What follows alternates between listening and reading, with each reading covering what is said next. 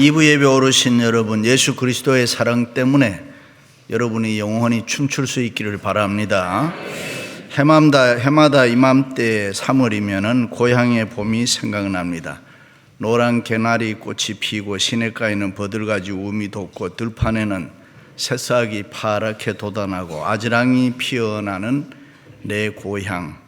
우리가 살고 있는 미국 LA는 요즘 와서는 좀 춥기도 하고 좀 덥기도 합니다만 사계절이 별로 차이가 없어 날씨가 항상 따뜻하고 좋습니다. 그러나 미국 안에서도 중부나 동부 그리고 우리의 조국 대한민국에는 봄, 여름, 가을, 겨울이 사계절이 뚜렷합니다. 저는 어릴 때에 뒷동산이 있고 앞에는 냇가가 있는 시골에서 초등학교를 다녔습니다. 그래서 이맘때가 되면 어릴 때 놀던 고향이 가끔 생각이 나고 그립습니다.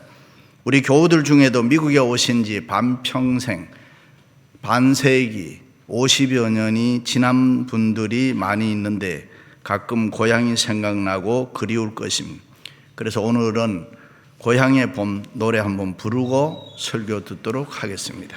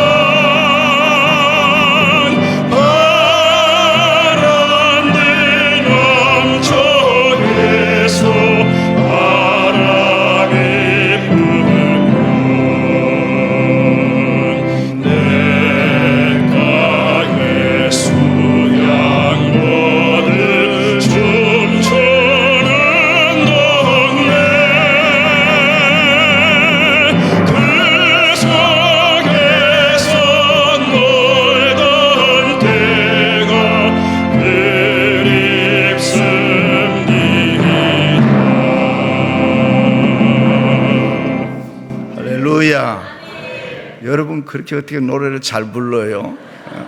잊어버리지도 않고. 그렇습니다. 봄은 따뜻한 계절임. 추운 겨울이 지나가고 비바람이 그치고 따뜻한 사랑의 계절이 봄인 것임. 봄날의 따뜻한 햇살은 온갖 움츠렸던 생명체의 활력을 힘차게 불어넣어 줍니다. 고목 같은 나무가지에 파란 잎과 어여쁜 꽃송이를 피우는 계절이 봄인 것임. 봄에는 씨앗을 뿌리고 새순이 돋아납니다. 땅속에 파묻혀 있던 아주 작은 씨앗까지도 봄이 되면 어디에서 힘이 생겼는지 우음을 틔워 굳은 땅껍질을 툭툭 터뜨리면서 올라옵니다. 겨울 동안 죽은 것처럼 앙상한 나무가지에서도 봄이 되면 약하디 약한 새순들이 두꺼운 나무 껍질을 뚫고 나오는 것임. 참으로 신기하고 대단합니다. 어떤 시인은 봄이라 모두 새로워지는 것, 씨앗을 뿌리고 꽃도 피고 새싹도 자라고 싱그러움을 다시 되찾아주는 계절이 봄이라 그랬습니다. 그렇습니다. 이 봄에 예수 그리스도의 생명을 품고 있는 우리들은 씨앗을 뿌리고 새순을 나오게 해야 합니다. 우리가 씨앗을 뿌리고 새순이 나와서 꽃을 피우는 행위는 예수 그리스도 안에서 우리의 새로운 결심을 말하는 것임, 새로운 시작을 말하는 것임. 그러므로 우리는 이 봄에 씨 뿌리고 꽃 피우는 새로운 결단이 저와 여러분에게 있어야 될 줄로 믿습니다.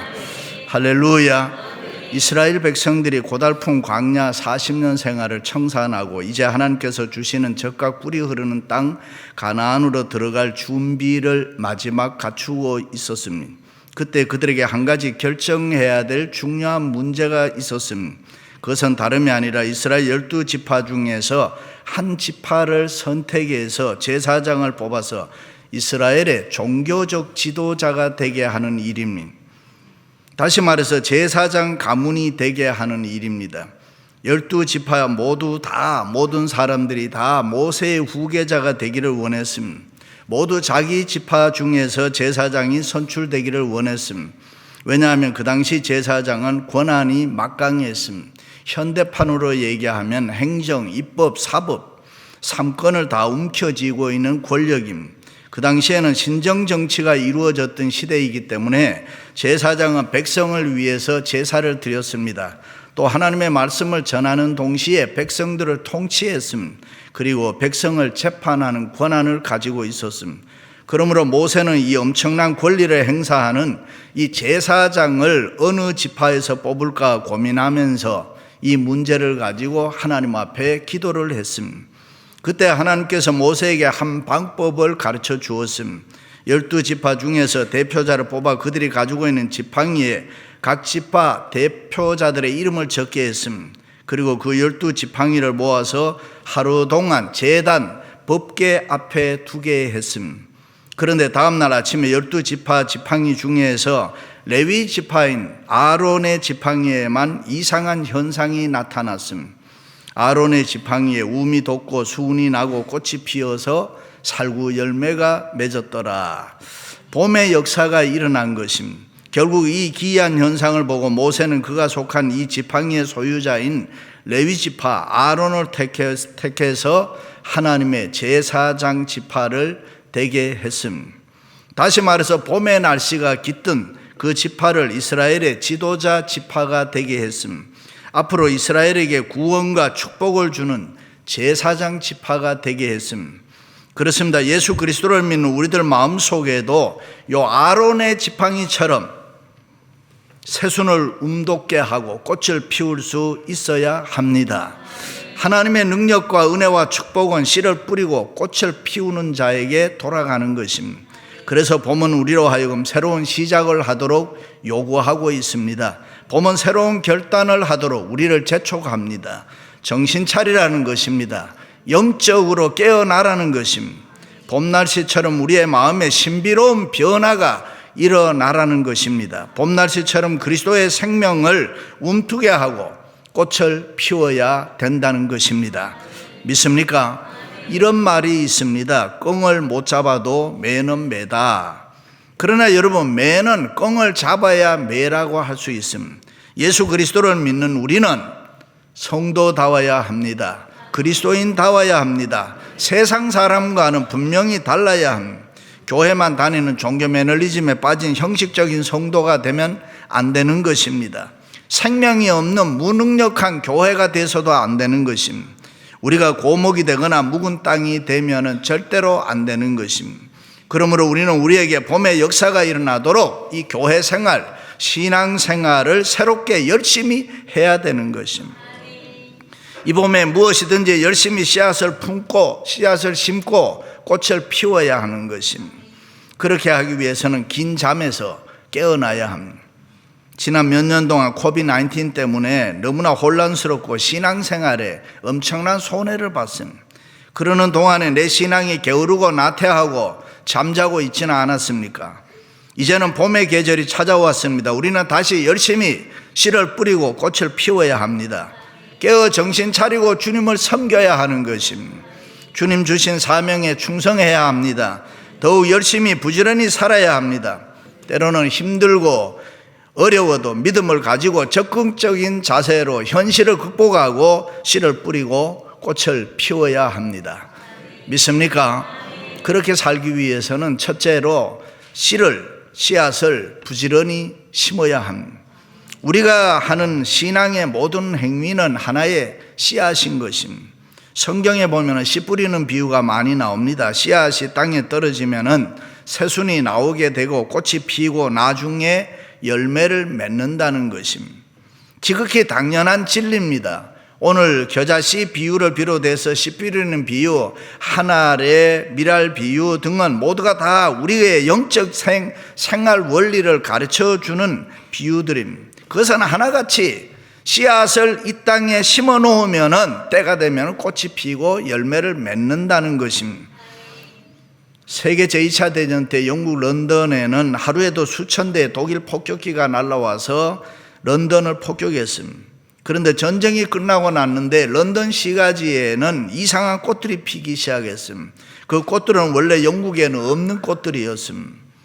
그 꽃들은 이상해서 조사를 해보니 뉴질랜드 해안가에서 많이 자라나는 꽃들인데 수백 년 전에 그 꽃씨들이 바람에 날려서 바닷물에 흘러서 영국 런던에까지 와서 땅에 파묻혀 있었던 것입니다.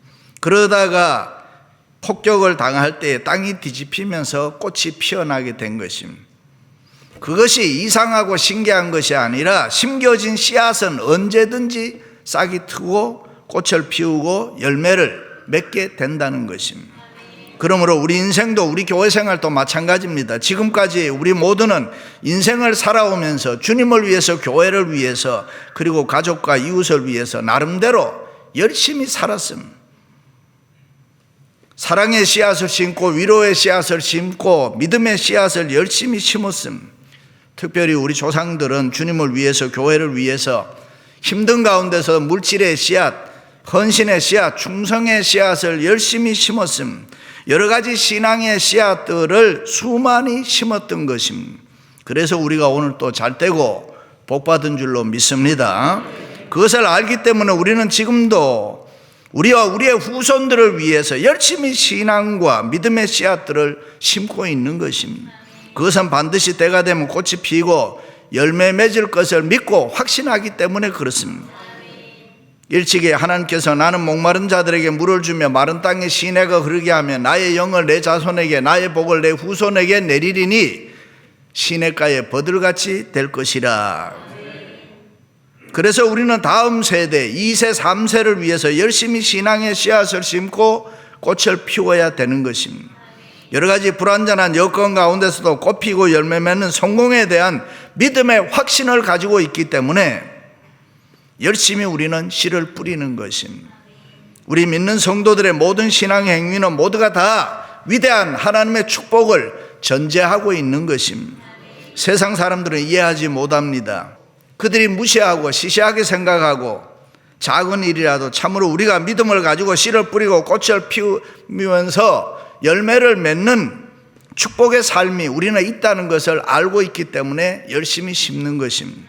그래서 예수님께서도 지극히 겨자씨 만한 하나를 땅에 심어 놓으면은 그것이 자라나서 새가 실 수 있는 큰 나무가 된다고 했습니다.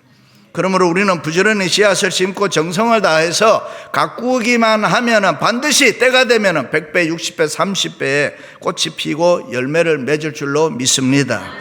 할렐루야. 서울여대의 정구영 총장이 쓴 공짜는 없다라는 책이 있습니다. 백성들을 참으로 사랑하는 어진 왕이 있었습니다. 백성들에게 가르칠 최고의 지혜를 얻기 위해서 학자들을 불러 모아놓고 세계를 돌아다니면서 최고의 지혜를 찾아오라고 했습니다. 오랜 수고와 노력으로 12권의 책을 만들어 가지고 왔습니다. 참으로 그것은 귀하고 주옥 같은 지혜로 가득 찬 글들입니다. 왕이 너무나 기뻤습니다. 이 책들은 분명히 세계 최고의 지혜서요 보물이다. 그런데 왕이 생각해 보니 너무 분량이 많아서 백성들이 어떻게 언제 이 12권의 책을 읽을 수 있을까? 그것을 좀 줄여보라고 했습니다. 드디어 학자들이 12권의 책이 한 권의 책으로, 다시 한 권의 책이 한 챕터의 모습으로, 그리고 또 한 챕터의 모습의 한 페이지의 모습으로 줄어들었습니다. 왕은 그것을 읽으면서도 줄여보라고 했습니다. 다시 학자들이 모여서 오랫동안 수기한 끝에 하나를 결론 내놨습니다. 그 한마디가 무엇이냐 하면은 공짜는 없다. 그렇습니다. 인생에게 있어서 공짜란 거 없는 것입니다. 저절로 우연히 된 거 없습니다. 그래서 인생은 땀과 수고와 노력으로 우리가 열심히 씨앗을 뿌려 놓으면 된다는 것입니다. 노는 거 좋아하고 편한 거 좋아하면 안 되는 것입니다. 성경에도 여러 번 인생의 게으름을 경고하고 있음. 예수님께서도 일하기 싫거든 먹지를 말라고 말씀했음. 그러므로 인생은 누구나 주어진 삶을 열심히 살아야 됩니다. 부지런히 살아야 됩니다. 할렐루야. 부지런히 씨앗을 심으시기를 주님의 이름으로 축원합니다. 두 번째는 때를 놓치지 말아야 합니다. 삶을 살아가다 보면 때라는 게 있습니다. 찬스, 기회지요. 인생도 소년기가 있고 청년기가 있고 장년기가 있고 노년기가 있습니다. 노년의 축복이 최고의 축복이다라고 합니다. Anyway, 그 때가 중요함. 과거도 아니고 미래도 아니고 현재인 것입니다. 오늘이 중요하다는 것입니다. 오늘 해야 될 일은 반드시 오늘 지금 하라는 것입니다. 그렇습니다. 우리가 신앙생활을 하다 보면은 믿음에 열심히 생길 때가 있어요. 그때를 놓치면 안 된다는 것입니다. 주의 음성이 들려올 때가 있어요. 때로는 성령의 감동이 있을 때가 있습니다. 내가 이렇게 예수 믿으면 안 되지. 성경도 좀 많이 읽고 기도 생활도 좀 열심히 해야지. 내가 기뻐하며 감사하며 살아야지. 내가 누군가를 용서해야지. 내가 누군가를 사랑해야지. 그런 생각이 있을 때가 있습니다. 그때 하면은 대박이 되는 것입니다. 그래서 그때를 놓치면 안 되는 것입니다. 성령의 기름 부음으로 우리의 마음이 동할 때가 있다 이 말입니다. 봉사나 헌신도 우리가 어느 날 보면 하고 싶을 때가 있습니다. 찬송도 기도도 내가 하고 싶을 때가 있습니다. 헌금도 내가 하고 싶을 때가 있습니다. 그것은 봄의 역사, 봄의 축복인 것입니다. 그런 마음이 들 때는 즉시 바로 해야 되는 거예요. 그때를 놓치면 안 된다. 그때를 잡아야 된다. 할렐루야. 농부가 아무 때나 씨앗 뿌리는 거 아니잖아요. 봄에 씨를 뿌리는데 그때를 놓치면 안 되는 것입니다. 봄에 씨를 뿌리면 후에 꽃이 피고 열매를 반드시 맺게 되는 것입니다. 사랑이라는 이름의 씨앗이라는 글에 보면 내 마음이 메마를 때는 나는 늘 남을 보았습니다. 남이 나를 메마르게 하는 줄 알았기 때문입니다. 그러나 이제 보니 내가 메마르고 차가운 것은 남 때문이 아니라 내 속에 사랑이 없기 때문입니다. 내 마음이 외로울 때면 나는 늘 남을 보았습니다. 남이 나를 버리는 줄 알았기 때문입니다. 그러나 이제 보니 내가 외롭고 허전한 것은 남 때문이 아니라 내 속에 사랑이 없기 때문입니다. 내 마음에 불평이 쌓일 때는 나는 늘 남을 보았습니다. 남이 나를 불만스럽게 하는 줄 알았기 때문입니다. 그러나 이제 보니 나에게 쌓이는 불평과 불만은 남 때문이 아니라 내 속에 사랑이 없었기 때문입니다. 그렇습니다. 우리가 살아온 지난날을 돌이켜볼 때 가장 보람된 일이 여러분은 뭐라고 생각합니까? 사랑하며 살았던 것뿐입니다. 남편을 위해서, 아내를 위해서, 자녀를 위해서, 그 누군가를 위해서 무엇인가 사랑했던 일, 그것이 보람이고 그것이 우리의 자랑인 것입니다. 그러나 남을 미워하고 남을 마음을 아프게 하고 남에게 상처를 준 일은 그 당시에는 내가 잘했다고 생각할지 몰라도 두고두고 끊임없이 후회하게 되는데 사랑으로 하지 않았기 때문에 그렇습니다. 성경에 보면 다윗은 그의 마음에 사랑이 있는 사람이라고 합니다. 10여 년 동안 사울 때문에 가족도 다 잃어버렸습니다. 자신도 죽느냐 사느냐 하는 생사의 문제로 수없이 시달렸습니다. 이유 없이 고난 많이 당한 사람이 다윗입니다. 그런데 그 원수를 죽일 기회가 찾아온 것입니다. 그냥 죽이면 되는 것입니다. 지가 굴러 들어온 것입니다. 요사이 하나님의 뜻이 아닌 것도 하나님의 뜻이라고 우기는 세상인데 이것이야말로 정말 하나님의 뜻 아닙니까? 그런데 다윗은 달랐습니다. 그것이 내게 아무리 유익이 된다고 하더라도 내가 가지고 있는 사랑으로 재어보고 사랑으로 달아보니 아니더라는 것입니다. 거기에 안 맞더라는 것입니다. 그래서 다윗은 그 순간을 잘 넘겼습니다. 나중에 사울왕에게 증거를 보여주면서 모두가 다 당신을 죽여야 한다고 했지만은 나는 당신을 사랑합니다. 할렐루야. 그렇습니다. 사랑은 이렇습니다. 그가 나를 사랑한다고 사랑하는 것이 아니라 사랑은 내가 그를 사랑하기 때문에 사랑하는 이유밖에 아무것도 없습니다. 나에게 있는 사랑으로 사랑하는 것이지 남의 사랑 가지고 사랑하는 것은 사랑이 아니라 가짜인 것입니다. 남의 사랑 가지고 사랑하지 마시기를 바랍니다. 그러므로 우리는 이 세상이 미움과 질투로 가득 차 있어도 나는 이 세상을 사랑하며 살리라. 나는 이 세상을 위로하면서 살리라. 때를 놓치지 마시기를 주님의 이름으로 축원합니다. 마지막으로는 하나님을 의지해야 됩니다. 우리에게 믿음이 있느냐 사랑이 있느냐, 우리가 어떤 모습으로 어떻게 사느냐에 따라서 내 모습, 이 세상의 모습은 달라지는 것입니다. 우리가 매사에 씨앗 뿌리고 꽃 피우는 믿음으로 살면은 언제 어디에서나 하나님의 은혜와 축복을 경험할 수가 있습니다. 인생을 살다 보면 어떤 때는 다른 사람과 비교할 때가 있습니다. 다른 사람은 모든 것이 다 잘 되고 성공하는데 나에게는 이게 뭐야? 되는 일이 별로 없어. 낙심할 수 있습니다.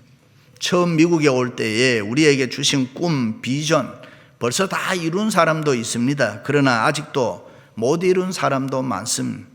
때로는 인간의 눈으로 보면 그것이 불가능하게 보일 때도 있습니다. 우리 힘으로는 안 될 것 같습니다. 힘들어 보입니다. 그러나 성경은 말씀하기를 그렇지 않다. 믿음으로 살아라. 하나님을 바라보면서 살아라. 내 힘 의지하지 말고 성령님 의지해라. 하나님 의지해라. 그러면은 하나님이 도와주리라. 할렐루야. 그렇습니다. 우리가 열심히 씨를 뿌리고 꽃을 피우는 신앙으로 하나님의 능력 의지하면 기적이 일어날 줄로 믿습니다. 세상 달라집니다. 은혜와 축복을 경험할 수가 있습니다. 그러므로 어떤 일이 있어도 낙심하지 마시기를 바랍니다.